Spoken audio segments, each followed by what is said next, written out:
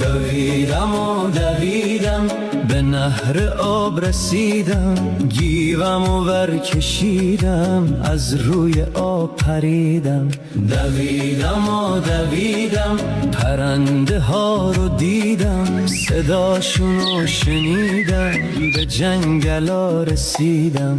دویدم و دویدم سر کوهی رسیدم، دوتا خاتون رو دیدم.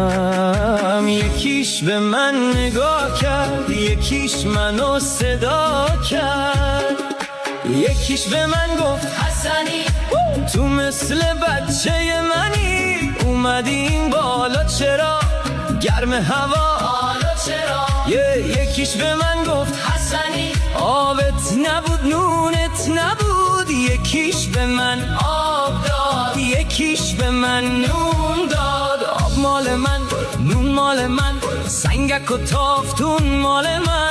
پخته و ترد و خشخاشی، به به از این شاطر باشی. رشته به رشته پخته، نونه به رشته پخته. چه نونی و چه نونی، تا نخوری ندونی.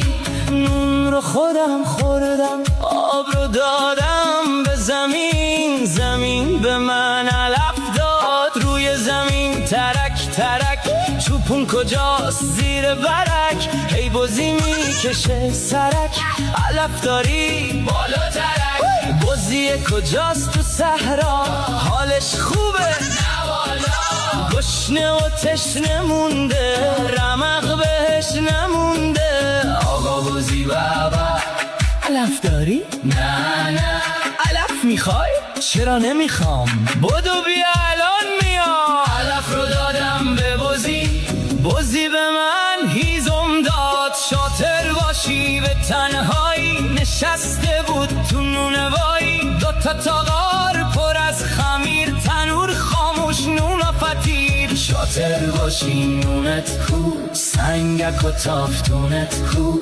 2 روز هیزم ندارم، نون واسه مردم ندارم. این از آتیش اون از خمیر، هیزم خوش بیا رو بگیر. هیزم رو دادم